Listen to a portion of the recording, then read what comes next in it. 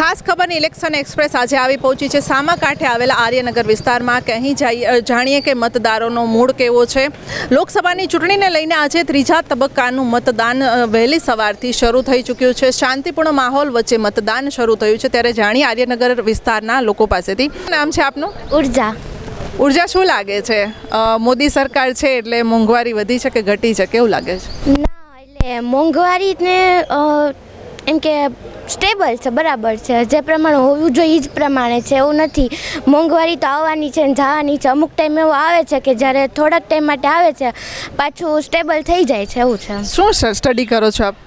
હું આર્ટ્સમાં। ઓકે, વિદ્યાર્થીઓ માટે કેવું લાગે છે? ભાજપ સરકારે કંઈ કર્યું છે? હા, ઘણા બધા સ્કોલરશિપ પ્રોગ્રામ છે, પ્લસ ગવર્મેન્ટ એક્ઝામ આપે એમાં ખાસ કરીને છોકરીઓ આપે એના માટે પણ ઘણા કામો થાય છે, પ્રોત્સાહન આપવામાં આવે છે, ઘણું સારું છે। તો શું લાગે છે આગળ પણ મોદીની સરકાર જ આવે તેવું તમે ઈચ્છી રહ્યા છો? હા, ચોક્કસ।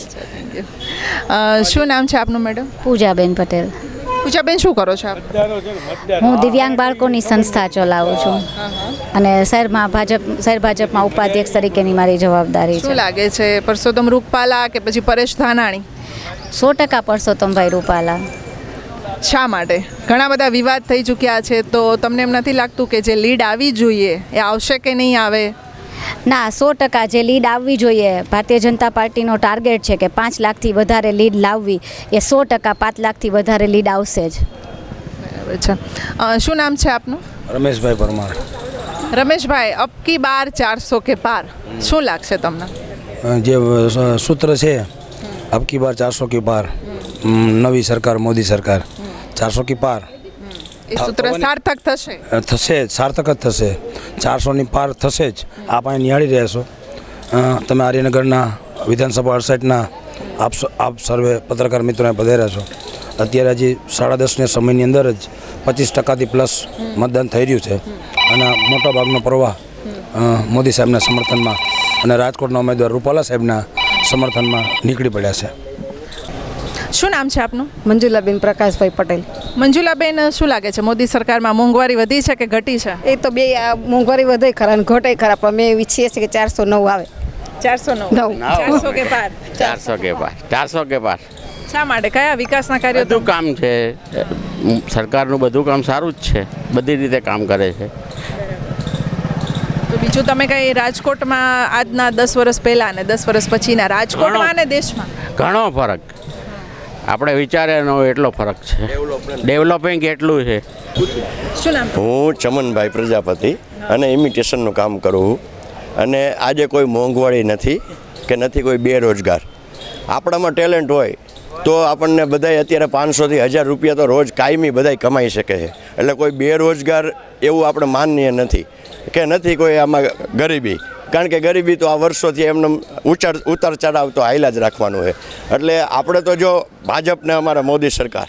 શું નામ છે આપનું? બાપભાઈ માટિયા. બાબાઈ, શું લાગે છે કે આજે રાજકોટની બેઠક છે છેલ્લા ઘણા સમયથી વિવાદમાં છે, તો શું એ વિવાદ ક્યાંક ને ક્યાંક ભાજપને ઇફેક્ટ કરશે? ના બેન, એ વિવાદને અને ભાજપને કાંઈ લેવા દેવા નથી. આ તો પર્સનલ છે જે મહત્વાકાંક્ષી લોકો છે અને ટિકિટ માટે એ લોકો આ કરે છે. એવું કાંઈ છે નહીં, કાંઈ ફેર પડવાનો નથી. અને 5 લાખની લીડ પરસોત્તમભાઈ રૂપાલાને મળશે. મોદી સાહેબના નેતૃત્વમાં એને સરકાર જે બનાવી, રામ મંદિરે બનાવ્યું, 370 હટાવી, એટલે સ્વયંભૂ લોકો મતદાન કરવા આવે છે. અને હું આર્યનગર સોસાયટીનો પ્રેસિડેન્ટ છું. મને આર્યનગર સોસાયટી મારા 5 બૂથ છે. એ લોકો સ્વયંભૂ આવે છે, કોઈને અરજી કાઢવા જવા પડતા નથી. અને 25% પ્લસ મતદાન ટકાવારી અહીંયા અમે જોઈ છે થઈ રહ્યું છે. ખાસ ખબરના માધ્યમથી તમે શું કહેવા માંગશો? એના માધ્યમથી અમે લોકોને જે કહેવા માગીએ છીએ કે સ્વયંભૂ મતદાન કરો અને 100% મોદી સરકાર લાવો. અને હજી એમના અલગ અલગ ઘણા કામો બાકી છે, એમને તાકાત મજબૂત કરી મોદી સાહેબની. અને જંગી 400 પ્લસનું જો એનો ટાર્ગેટ છે, 407 સીટની આવે તો એમની તાકાત વધશે અને જંગી લીડથી ભાજપ સરકારમાં એમને કામ કરવાની મજા આવશે. અબકી બાર મોદી સરકારનું જે આ જે સૂત્ર છે તે 100% સાર્થક થશે તેવું આર્યનગર વિસ્તારના જે રહેવાસીઓ છે તેમનું કહેવું છે. વધુ અમારી સાથે જોડાતા રહો ખાસ ખબર.